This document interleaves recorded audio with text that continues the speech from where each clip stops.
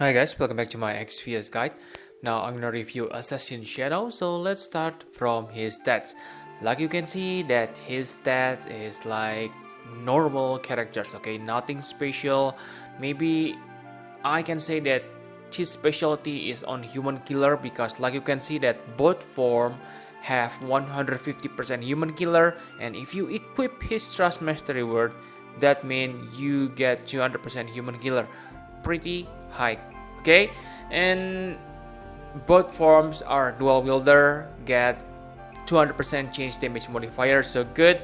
But the problem is on normal form his true dual wield numbers are a little bit strange, 130%, so it's odd number. So let's think this is simply 100% true dual wield, okay? And yes, this another special thing is on brave ship form he has 70% physical evasion.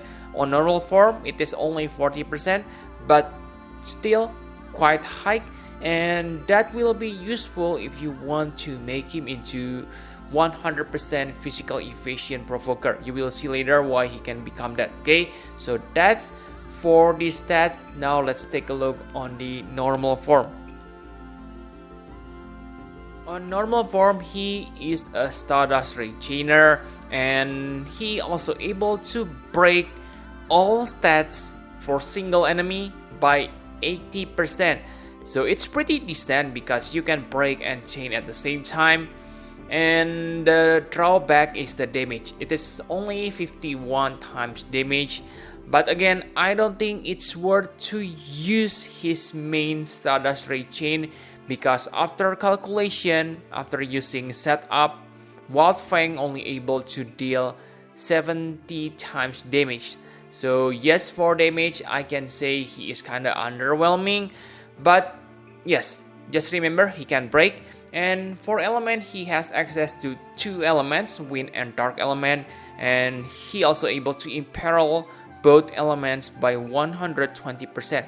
So pretty nice. Now, for the utility, he able to break katana gauge, okay? So, like you know that like on White Dragon Trial, ability that able to break certain weapon is really useful, okay? So, if in the future, if we fight against enemy who has katana breaking gauge, then Shadow gonna be useful at that time.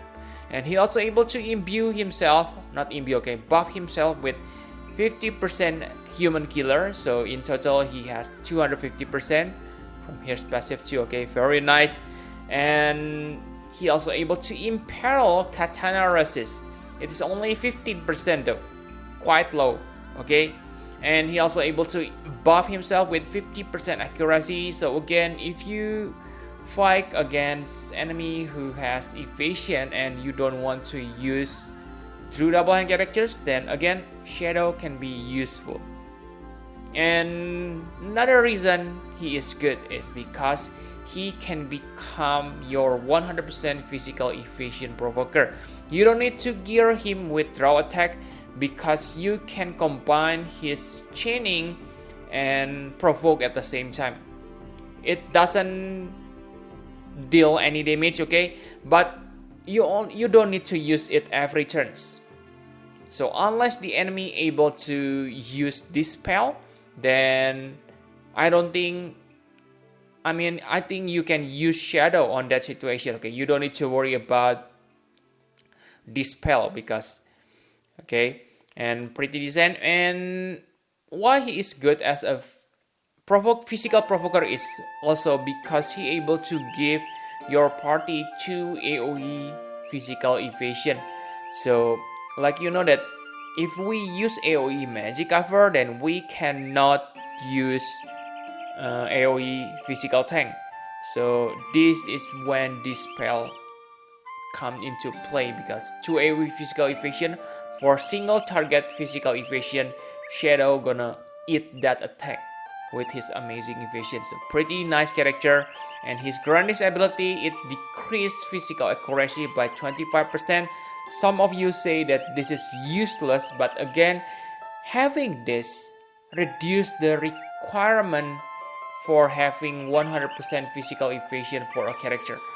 Okay, maybe not that recommended for physical provoker, but on situation like Behemoth, okay, where you need to gear all characters into 100% physical evasion, this kind of accuracy in peril gonna be useful, because that means you only need to gear 75% on all characters.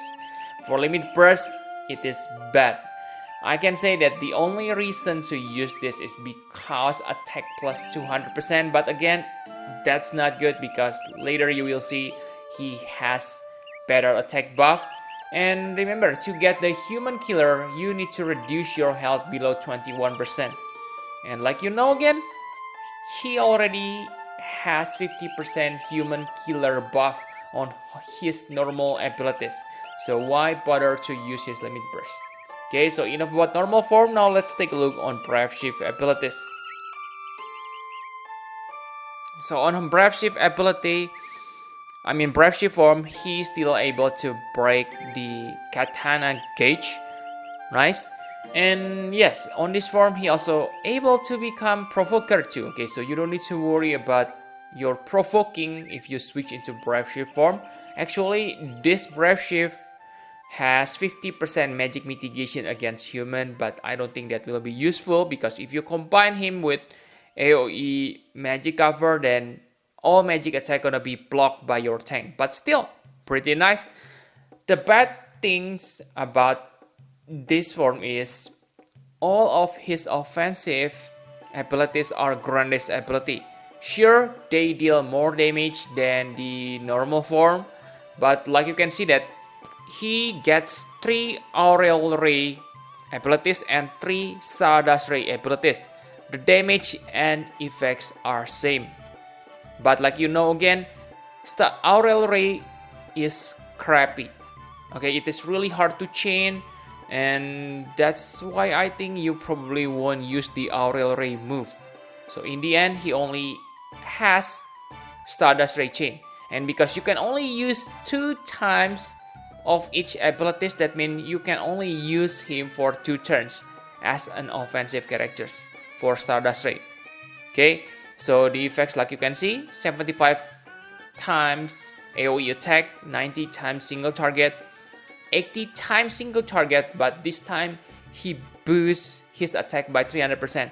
So again, you don't have any reason to use his normal limit burst. Okay, and for limit burst on Brave Shift form, it is also kinda crappy, because he doesn't have limit burst damage passive and limit burst damage buff. Okay, so the damage will be low. The only reason is for the human killer, because 100% better than 50% buff on normal form. And that's for the Brave Shift form. Now let's take a look on equipment.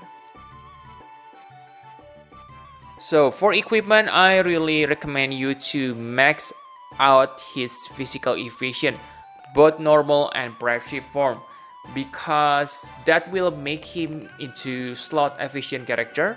Because yes, if you have 100% physical evasion, then you can also make him into 100% physical provoker through his abilities. So make sure you gear him like that. For partner, he is good when you have any Stardust Ray chainer on your party, because he can break and chain at the same time. So nice. Too bad that his chaining family is Stardust Ray, because if you remember, another character who have katana break damage is Awakened Dragon Akstar. So I don't think they are good combination.